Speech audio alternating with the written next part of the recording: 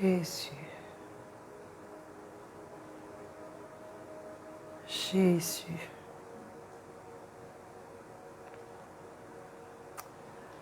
Oh Jésus. Jésus. Oh Jésus. Jésus. Jésus. Oh. Ah. Oh Jésus. Nous t'appelons Seigneur. Nous t'invoquons Seigneur. Nous t'appelons Seigneur. Nous t'invoquons Seigneur. Nous t'élèvons Seigneur. Nous te magnifions Seigneur.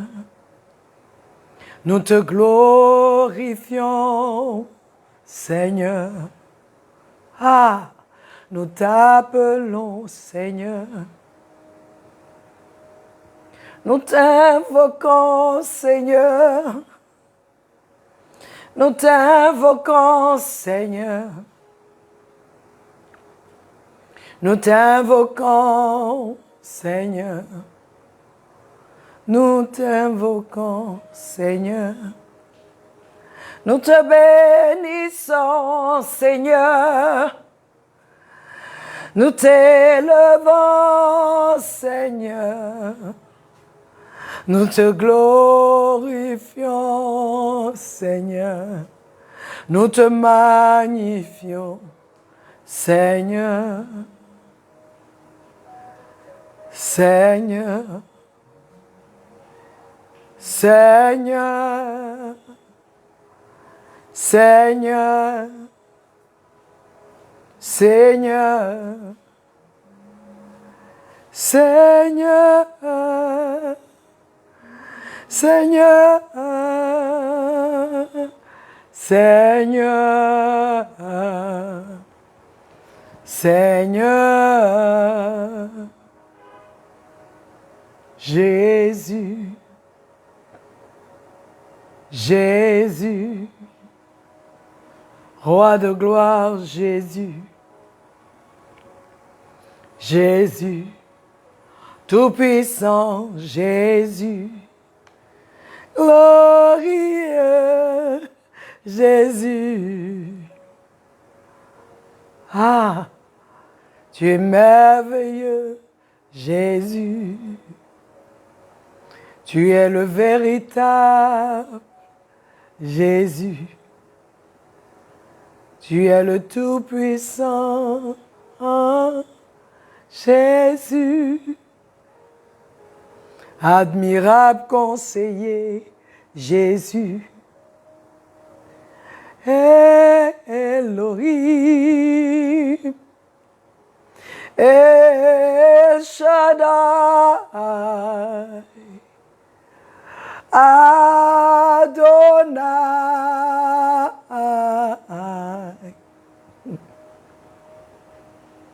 Roi de Sion, Jésus.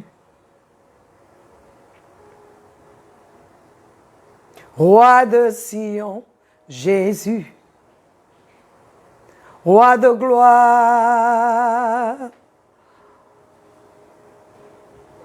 Roi de Sion, Jésus. Nous t'adorons.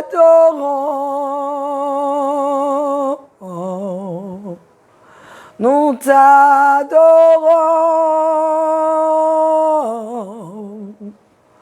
Nous t'adorons.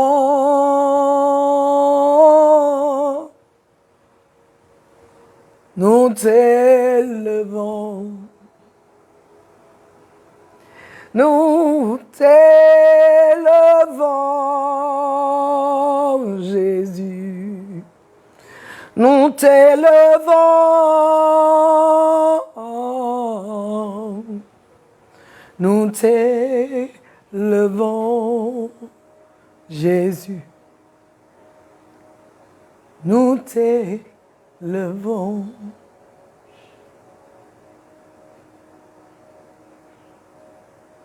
Béni soit le Dieu d'Israël.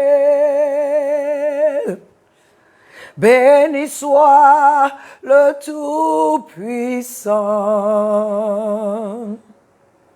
Béni soit celui qui vient au nom du Père. Béni soit le Dieu d'Israël. Béni soit l'agneau de Dieu. Ah! Tu es digne d'être adoré. Tu es digne d'être élevé. Tu es digne d'être glorifié, magnifié, exalté, célébré. Tu es digne, Jésus. Tu es digne. Il n'y en a aucun autre comme toi. Aucun qui puisse se comparer à toi. Aucun qui puisse se mesurer à toi. Tu es Dieu. Tu es Dieu, Seigneur. Nous te confions ce moment. Prends ta place. Prends ta place de roi et glorifie ton nom. Prends ta place de Seigneur et règne en ce lieu. Règne au travers de cette plateforme. Que tous te voient et sachent que tu es le Seigneur. Que toi seul tu sois vu, que nous diminuions et que toi seul tu accroisses, toi seul tu sois vu, que tu prennes toute la place. Inonde cette émission de toi. Inonde la vie de chaque personne connectée. Inonde la vie de toute personne qui se connectera. Inonde toute personne à qui nous enverrons, Seigneur, des invitations. Inonde leur vie. Inonde de toi. Que tous sachent que tu es Dieu. Que quelqu'un qui s'attendait à toi avant la fin de ce mois te touche, te voit. Que ce soit tangible entre ses mains. Merci pour ce temps que tu permets que nous ayons. Gloire et honneur soit à toi, au nom de Jésus. Au nom de Jésus, peuple de Dieu, je voudrais encore bénir le nom du Seigneur pour cette opportunité qu'il nous donne et remercier le Seigneur pour ta vie, pour ma vie, pour tout ce que nous faisons, pour tout ce qu'il fait avec nous au travers de nous.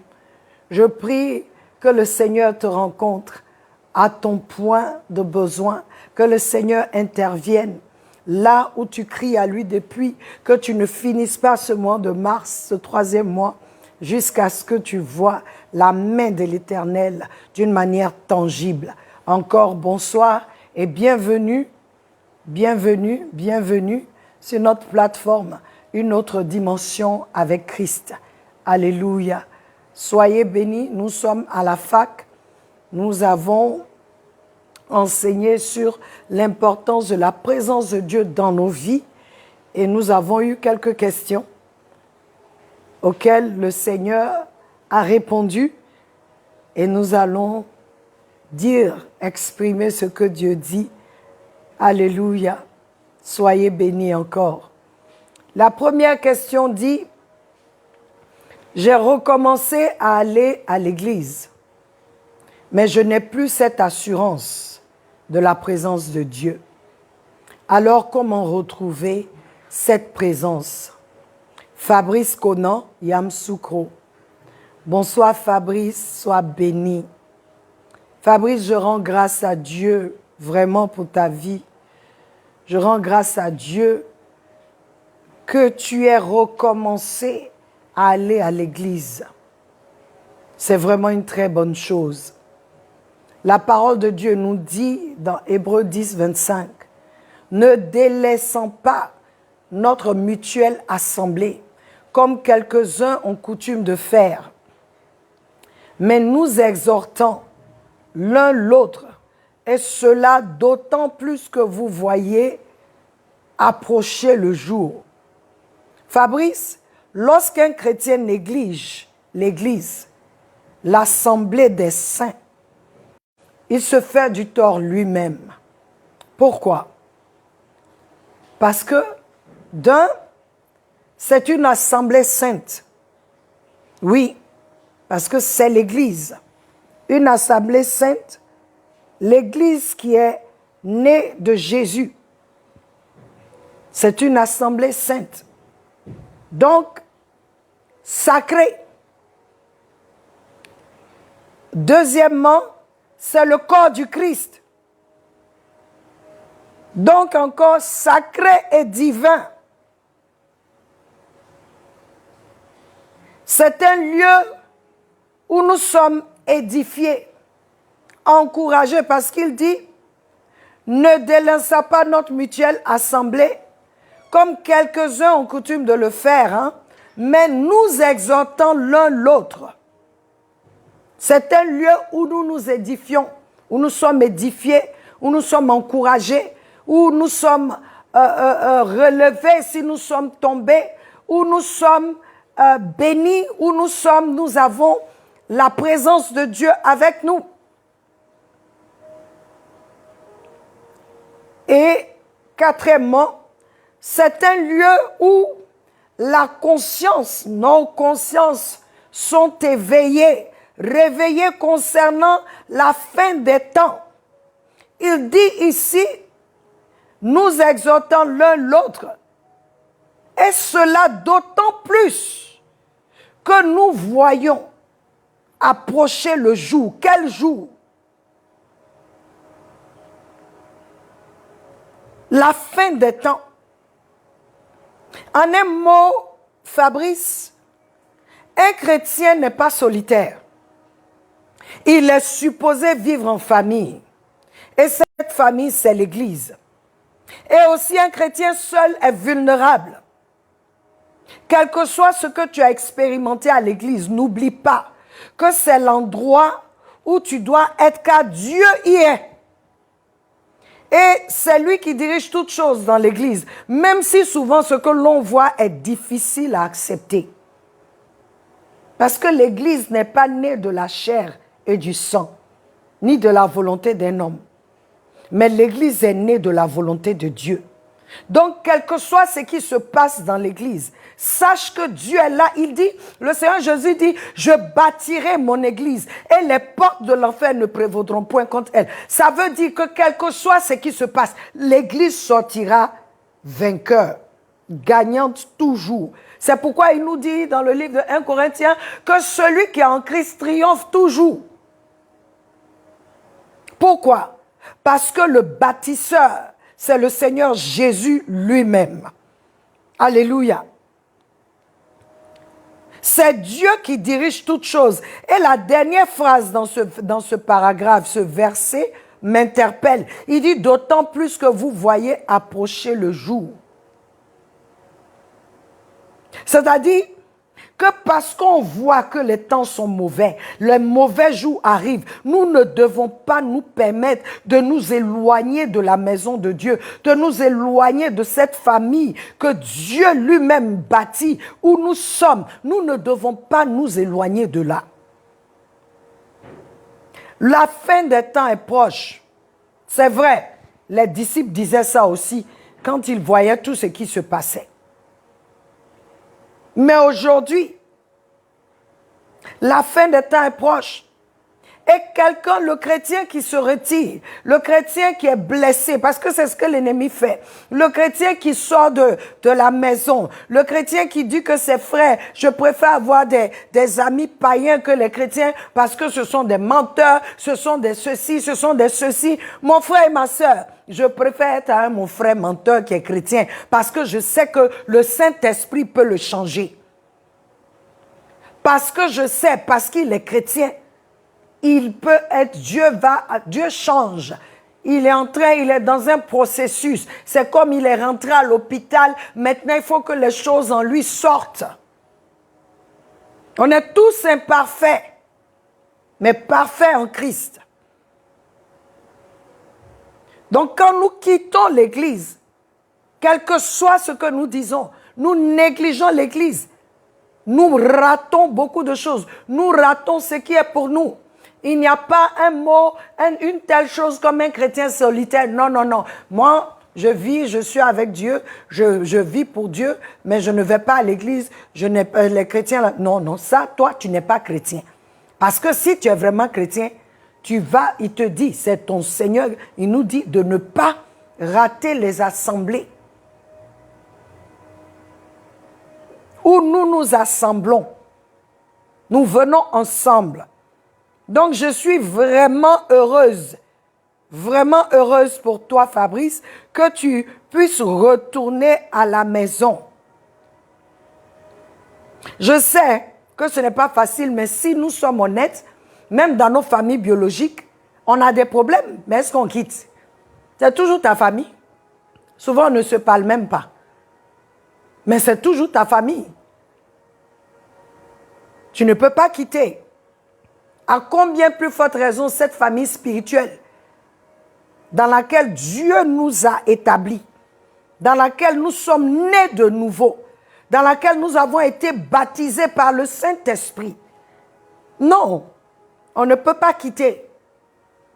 Quel que soit ce qui se passe, regarde en premier celui qui veut t'empêcher de rentrer dans tes bénédictions. Regarde en premier. Alléluia. Je suis vraiment heureuse que tu reviennes à l'église. Maintenant, concernant la présence de Dieu, comme je l'ai dit, ce n'est pas charnel. Le fait même que tu retournes à l'église est un signe de sa présence manifestée.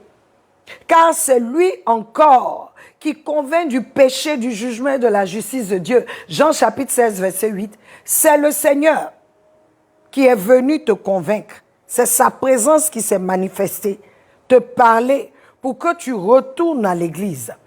Et le fait que tu reviennes aussi vient de lui, car souvent nous savons, même quand nous sommes convaincus, on n'a plus la force. Nous n'arrivons plus à nous lever pour faire ce dont nous avons été convaincus par le Saint-Esprit. Mais Philippiens 2,13 dit quoi? Car c'est Dieu qui produit en nous, en vous, le vouloir et le faire selon son bon plaisir.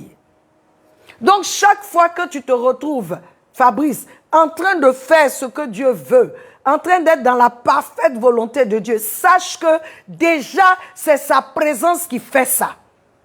Oui, puisqu'on a parlé de cette présence avec nous, d'abord qui opère en nous des changements qui nous fait vivre, qui change, qui nous fait vivre la vie de Dieu. C'est là déjà, tu sais que Dieu est présent. Et cette présence extérieure, externe, qui fait que l'on voit Dieu. Mais ça se passe d'abord en toi. Et c'est ce qui s'est passé. Il est avec toi. Il est là. Donc, tout ceci, tout ce que tu exprimes, c'est l'œuvre de Dieu. Il est là et présent.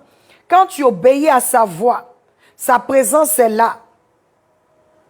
Donc, Fabrice, sache que Dieu est là. Il est avec toi. Tu peux ne pas sentir parce que peut-être tu t'es retiré un peu. Tu sais, souvent quand on se fâche ou bien quand on quitte l'église, à force de ne plus nous frotter aux autres frères, on oublie les choses de Dieu. Oui, il y a cette idée qui me vient. Les Juifs que nous voyons porter le châle sur eux, tu vois au bout, hein, au bout là, tu vois, il y a des trucs au bout de chaque... Pierre Stéphane, regarde dans le sac là-bas. Non, là-bas. Dans le sac derrière. Je vais voir si j'ai ça. Voilà. Viens avec ce truc. Je vais vous montrer ça. Les Juifs ont su, eux, ils portent des châles sur eux. Et au bout de chaque châle, vous avez ce genre de choses qui est là. Vous savez ce que ça représente? Ça représente la loi. Donc, chaque fois que le Juif a porté et il marche, l'autre frère qui le voit se souvient des commandements de Dieu. Il se souvient. Donc, le fait qu'il porte le châle, là, c'est vrai, on pense que c'est un rituel, mais ça a un sens. C'est pour rappeler tous les jours, à tous, les 10 commandements, ce que la Bible dit. C'est pourquoi il porte le châle. Dans tout ce qu'il porte, tu vas voir, même s'il a porté une longue tunique, tu vois le châle là, les trucs qui pendent. Parce que l'autre qui voit se rappelle des 10 commandements pour que chacun puisse marcher correctement devant Dieu. Donc, lorsque nous venons à l'église là, c'est ça, hein? Il dit, vous exhortant l'un et l'autre. Hébreux 10, vous exhortant l'un et l'autre. Parce que le fait que je vois mon frère en train de marcher d'une manière dans le Seigneur, ça me provoque à faire ça. Quand je vois la présence de Dieu, ça me provoque. Quand mon frère peut me fortifier dans un truc où ça va pas, mon frère peut m'aider, me lever, je peux parler de mes soucis, de mes luttes à un frère, à une sœur. Et lorsque nous venons encore, la parole de Dieu qui est prêchée, qui est enseignée, elle nous purifie. La Bible dit que celui qui entend la parole de Dieu est purifié. Elle nous purifie. Déjà. Donc le fait de venir à l'église, de ne pas négliger l'assemblée des saints, tu viens tout le temps, tu entends. Même quand tu n'as pas encore la force, tu es encore en train de lutter, cette parole te purifie. Avant même quoi que ce soit, elle te purifie. Alléluia. Donc quand tu viens, la parole qui est prêchée te purifie. Tes frères qui sont là, vous êtes édifiés. Il dit dans Jean 14, 21, je vais t'encourager à avoir la foi. Parce que maintenant, tu te dis, je suis parti, je reviens, je ne sais même plus si Dieu est là, est-ce qu'il veut de moi? Il est là. C'est lui-même qui t'a fait venir. Il est là. Maintenant, regarde ce que Jean 14, 21 dit. Il dit, celui qui a mes commandements et qui les garde, c'est celui-là qui m'aime. Et celui qui m'aime sera aimé de mon Père. Et je l'aimerai, j'aime la dernière partie, et je me manifesterai à lui. Si tu continues sur cette lancée, tant que tu te trouves dans cette position-là, garder les commandements de Christ. Pour lui, c'est l'amour que tu lui manifestes. Et quand c'est comme ça, il dit, mon Père, tu seras aimé par mon Père. Et moi-même, je t'aimerai. Et aussi, je me manifesterai. Quand tu as cette position, il va se manifester. Il est là. Sa présence est là. Il va se manifester d'une autre manière, à toi et par toi. Alléluia. Je prie, Fabrice, que tu continues, n'arrête pas, ne regarde pas les yeux des autres, va à l'église. N'accepte pas les pensées que l'ennemi te dit. Tu es fatigué, me regarde même, il ne t'accepte pas, n'écoute pas tout ça là. Va à l'église. Si tu vois que tu es trop fatigué, va trouver ton pasteur.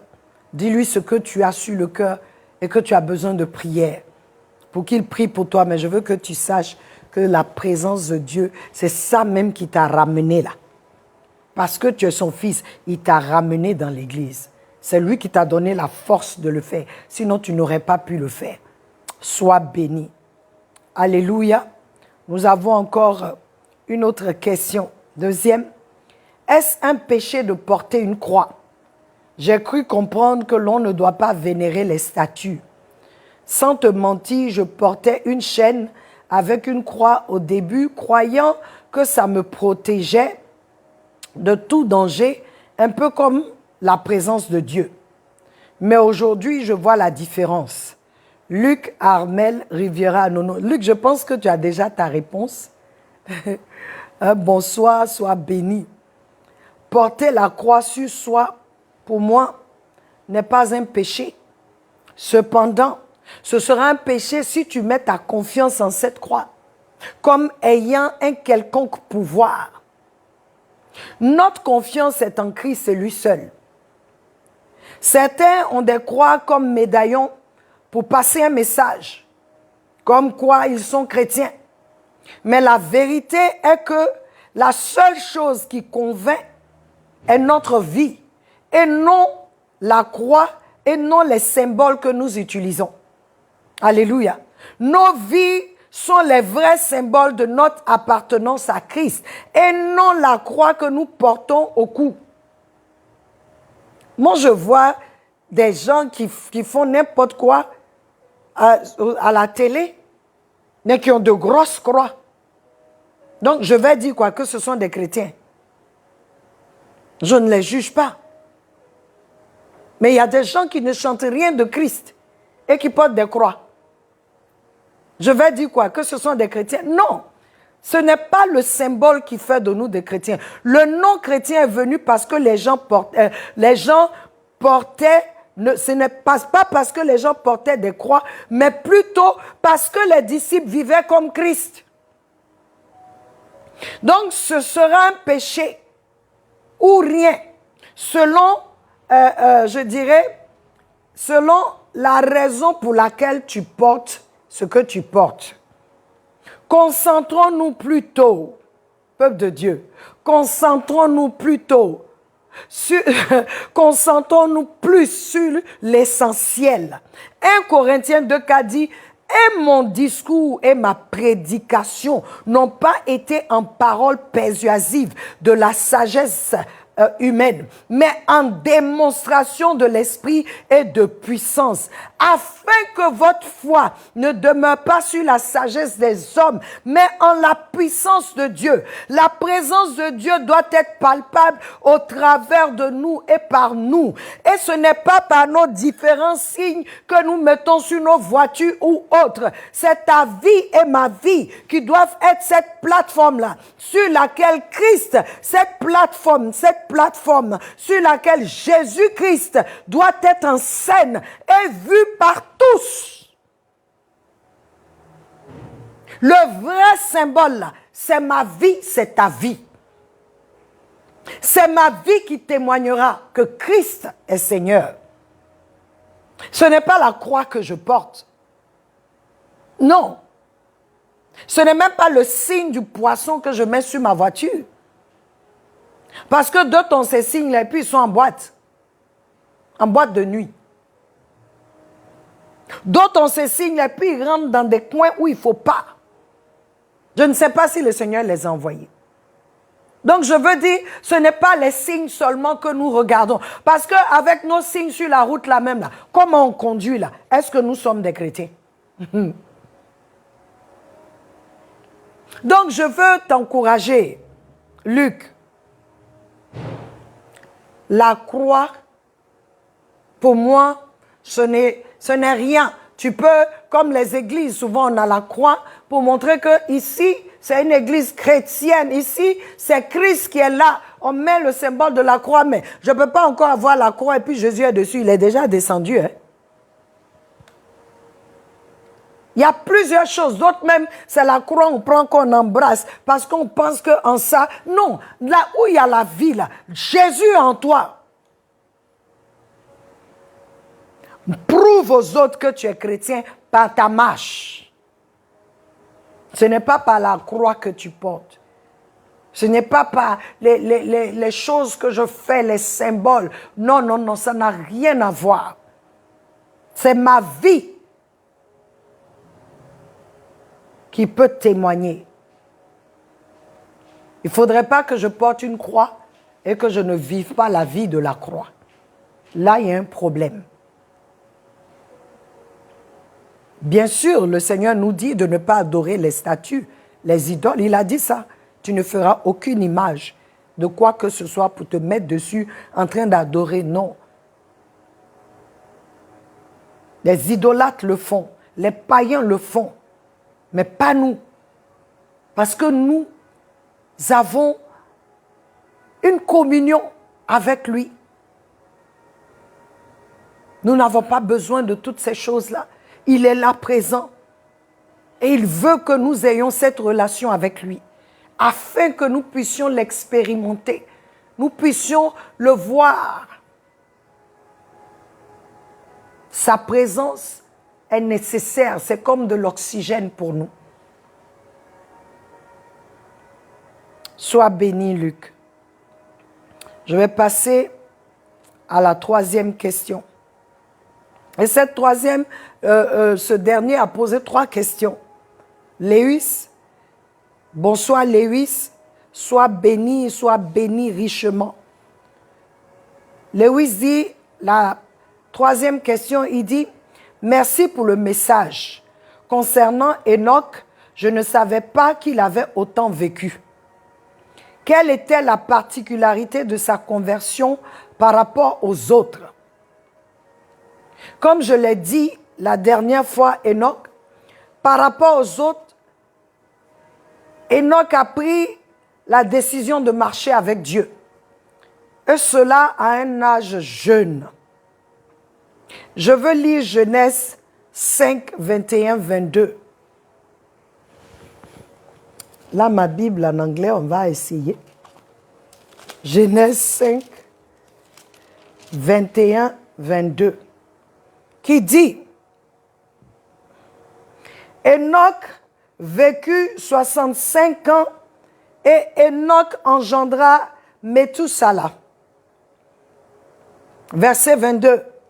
Et Enoch marcha avec Dieu après qu'il ait engendré Méthusala 300 ans, virgule. Et Enoch eut des fils et des filles.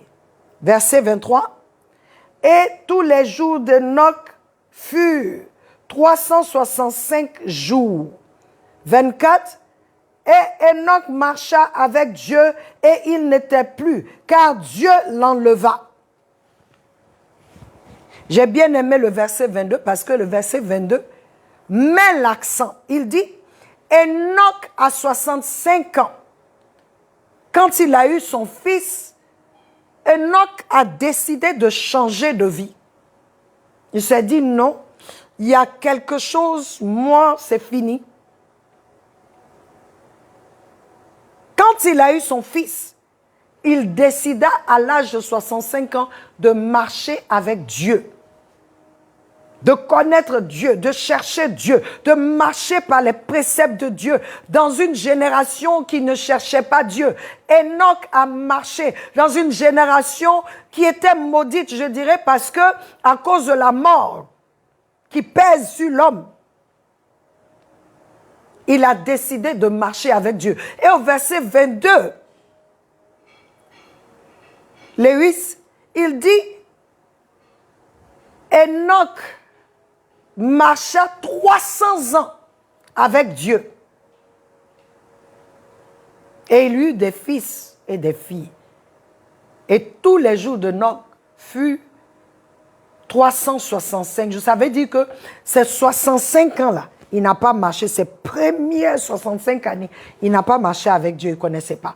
Mais à sa 65e année, il a décidé de marcher avec Dieu. Et il a marché 300 ans. Quand on dit il a marché avec Dieu, ça veut dire qu'il n'est pas allé ailleurs. Si tu cherches à voir, il a marché avec Dieu. Il était avec Dieu.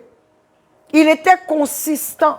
Il a obéi aux préceptes de Dieu. Il a craint Dieu. Il était avec Dieu. Il a communié avec Dieu. Pendant 300 ans, ça veut dire que d'autres ont peut-être commencé, mais ils n'ont pas terminé. Mais lui, c'était consistant. C'est ça sa particularité. C'est pourquoi on parle de lui. 300 ans, il a marché avec Dieu. Tout ce qu'il a fait après, là, c'était toujours dans la présence de Dieu, avec Dieu, en Dieu, par Dieu. Il n'a rien fait en dehors. Alléluia, quel témoignage. Il n'a rien fait en dehors de Dieu.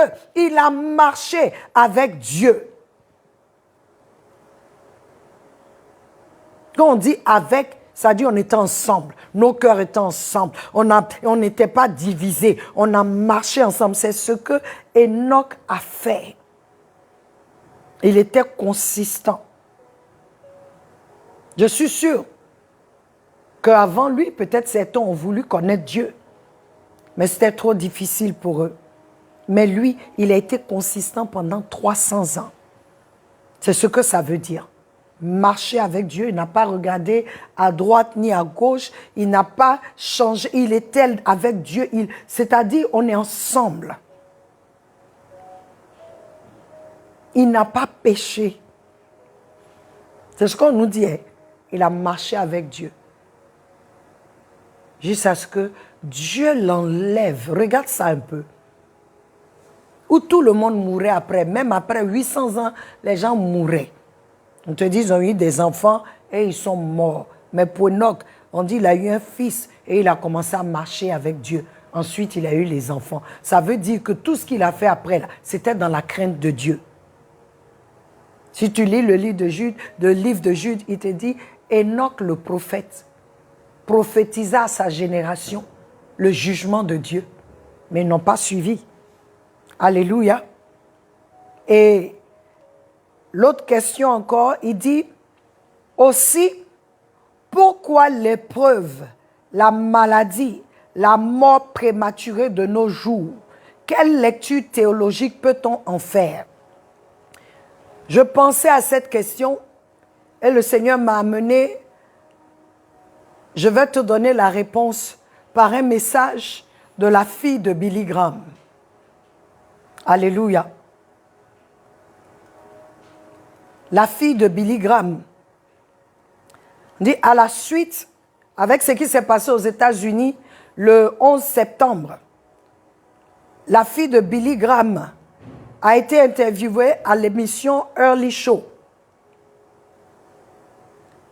Et Jane Clayson lui a demandé, comment Dieu peut-il laisser faire une telle chose? Comme ta question, pourquoi il y a les maladies? Pourquoi l'épreuve? Pourquoi ceci? Comment? Voici la réponse de la fille de Billy Graham. Elle dit, je pense que Dieu est profondément attristé par ceci, c'est-à-dire par toutes ces choses, par ce qui est arrivé aux États-Unis, septembre 11, le 11 septembre, où il y a eu les immeubles, ont été, les gratte-ciel qui ont été détruits par cet avion, où les âmes, les hommes, il y a eu des milliers de morts. Beaucoup se sont dit, mais pourquoi Dieu a accepté ça? Elle dit, et comme je te dis, je te donne cette réponse, Lewis, à la lecture théologique là, je te donne cette réponse. Dieu est profondément attristé par tout ce qui arrive de mal, par tout ce qui arrive de mauvais à l'être humain. Mais depuis des années, nous avons exclu Dieu. Elle dit, nous avons exclu Dieu de nos écoles, de notre gouvernement, de nos gouvernements et de nos vies.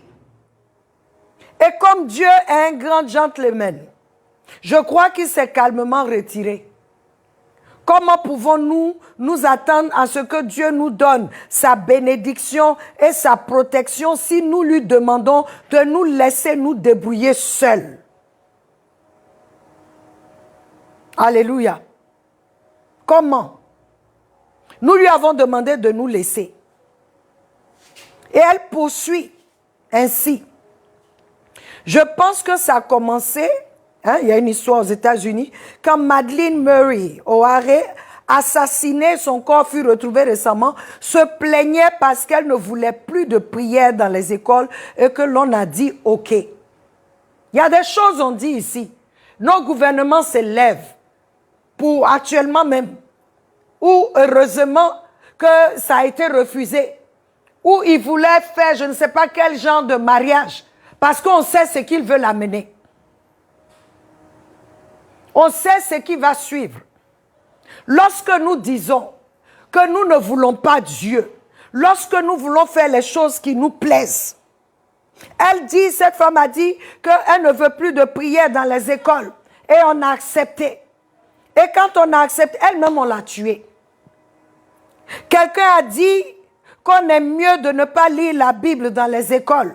La Bible qui dit tu ne tueras point, tu ne voleras point et aime ton prochain comme toi-même. Alors nous avons dit ok, Le docteur Benjamin Spock a dit que nous ne devrions pas donner la fessée à nos enfants lorsqu'ils se conduisent mal, parce que leur petite personnalité serait dérangée et qu'on pourrait endommager leur estime de soi. Le fils de ce docteur-là, il s'est suicidé. Alors nous avons aussi dit qu'un expert doit savoir de quoi il parle. Nous avons dit oui parce que c'est un expert, mais son fils s'est suicidé. Quelqu'un a dit que les enseignants et directeurs d'école seraient mieux de ne pas discipliner nos enfants lorsqu'ils se conduisent de travers. Les administrateurs d'école ont dit qu'aucun membre du personnel enseignant ne doit toucher un étudiant quand il se conduit mal, parce qu'on ne veut pas de mauvaise publicité et certainement pas être poursuivi en justice. Alors nous avons dit, ok, il y a une grosse différence entre discipliner, toucher, battre, gifler, humilier, donner un coup de pied. Quelqu'un a dit, laissons nos filles se faire avorter si elles le veulent, sans même en parler aux parents. Alors, on a dit oui aussi. Certains sages membres du personnel scolaire ont dit, puisque nos garçons sont des garçons et vont le faire de toute façon, donnons à nos fils toutes les capotes qu'ils veulent pour qu'ils jouissent autant qu'ils le désirent et nous n'avons pas à dire qu'ils les ont obtenus de l'école. Alors, nous avons dit aussi oui. Certains de nos élus les plus haut placés ont dit que ce qu'ils font dans la vie privée importe peu, aussi longtemps qu'ils font leur travail. Les approuvant, nous avons dit que tous, incluant le président, peuvent faire ce qu'ils veulent en privé aussi longtemps que nous avons un emploi et que l'économie se porte bien. Quelqu'un a dit, imprimons des magazines avec des photos de femmes nues. Et disons que ceci est une saine appréciation de la beauté du corps de la femme. Alors nous avons dit ok aussi.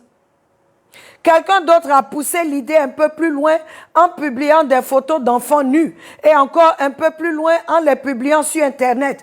Alors nous avons dit ok, puisqu'ils jouissent de la liberté d'expression. L'industrie du divertissement a dit, faisons des spectacles de télévision pour promouvoir l'impiété, la violence et le sexe illicite. Permettons d'enregistrer la musique qui encourage le viol, la drogue, le meurtre, le suicide et les thèmes sataniques. Alors ce n'est que du divertissement et ça n'a aucun effet pervers puisque de toute façon personne ne prend ça au sérieux. Maintenant, nous nous demandons pourquoi nos enfants n'ont pas de conscience. Pourquoi ils ne peuvent discerner le bien du mal? Et pourquoi ça ne les dérange pas de tuer des étrangers, des camarades de classe ou même de se suicider? Probablement qu'en y réfléchissant bien, nous pourrons trouver une réponse. Je pense qu'il y a un rapport avec nous récoltons ce que nous avons sémé. Là est le discours de la fille de Billy Graham. Et je te donne le même discours. Lewis, si nous chassons Dieu de nos vies, il ne va pas nous forcer. Mais sache que quand Dieu n'est plus dans ta vie, Dieu est sorti de ta vie, de ta famille, de ton gouvernement, c'est-à-dire de ta communauté, alors c'est Satan qui va régner. Et quand Satan règne, il y a la maladie. Quand Satan règne, Lewis, c'est le désordre, c'est la désolation complète. Quand Satan règne, c'est la mort au lieu de la vie.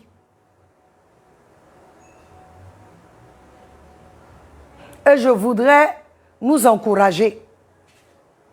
Je veux nous encourager. Je veux nous encourager. Quand tu refuses de faire ce que Dieu dit, tu es en train de rejeter Dieu de ta vie. Sois prêt à récolter ce que tu sèmes. Sinon Dieu, il est attristé quand il voit l'homme qu'il a créé à son image et à sa ressemblance souffrir tel qu'il est. Dieu Dieu souffre aussi, mais il nous laisse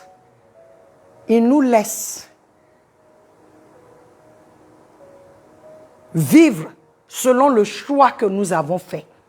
Parce que Dieu a toujours mis devant nous. Il dit, choisis, je te donne, voici la vie et la mort devant toi, choisis la vie. Et la vie, c'est lui. Alléluia. J'espère que tu pourras aller encore, si tu vas sur Internet, tu pourras lire ce discours. C'est le discours que Dieu nous donne. Pour nous qui pensons que Dieu n'est pas là, il nous a lâchés. Non. Si nous le lâchons, il ne peut rien faire. Et je voudrais prier pour cette sœur. On a une sœur qui demande qu'on prie pour elle pour le travail. Je prie que tu fasses de l'Éternel ta priorité. Que tu fasses de l'Éternel ta priorité. Il y a un travail pour toi. Il y a un travail pour toi. Éternel, j'élève ta fille devant ton saint trône. Je prie, Seigneur, que tu te souviennes d'elle, parce qu'elle reconnaît que c'est toi, que la promotion ne vient ni de l'Est, ni de l'Ouest, ni du Nord, ni du Sud, mais la promotion vient de toi. Et parce qu'elle vient de toi, Seigneur, tu es capable, elle a cru en cela. C'est pourquoi elle prie, elle demande à ce que nous accordions avec elle pour que tu puisses ouvrir les portes. Je prie maintenant, Éternel Dieu, que tu te souviennes de ta fille et que là où tu as préparé un boulot pour elle, Seigneur, que tu la diriges vers ce lieu-là et que, oh Dieu, ta faveur soit sur elle. Au nom de Jésus, je proclame que parce que nous avons prié en ce jour, avant le 1er avril, notre sœur aura un boulot. Au nom de Jésus-Christ de Nazareth, Amen. Éternel, je te dis merci pour Lewis. Je te dis merci pour Fabrice. Je te dis merci pour Luc. Alléluia. Je te dis merci, Seigneur, pour tes enfants qui ont posé des questions. Je te dis merci, Seigneur, que ta main puissante soit sur eux. Que, Seigneur, ta présence se manifeste dans leur vie, que ta présence se manifeste en eux et au travers d'eux, au nom de Jésus. Peuple de Dieu, notre temps prend fin et je nous encourage à partager, parce que ce sont des questions que beaucoup se posent et qui n'ont pas l'occasion d'en poser. Maintenant, je prie que nous puissions partager à tous nos amis afin qu'ils puissent écouter et qu'ils puissent glorifier le nom du Seigneur. Et je veux finir avec cette phrase. Ce que l'on sème, c'est ce que l'on récoltera. Rien d'autre. La vie est un principe. Dieu a établi des principes. Choisis la vie. Choisis d'obéir à Dieu. Choisis la présence de Dieu. Et tu verras sa gloire. Soyez bénis. Je voudrais que vous sachiez que je vous aime et que Jésus vous aime plus. Amen. Amen. Amen. Nous nous retrouvons samedi. Nous aurons un merveilleux temps d'adoration. Un merveilleux temps. Notre thème pour le mois prochain, c'est le Dieu de miracles. Alléluia. Alors, nous avons une invitée spéciale qui sera avec nous, qui va conduire ce temps d'adoration. Et je voudrais que tu viennes avec une attente, car je sais que le Dieu de miracles interviendra, agira dans ta vie. Au nom de Jésus, soyons bénis. À samedi.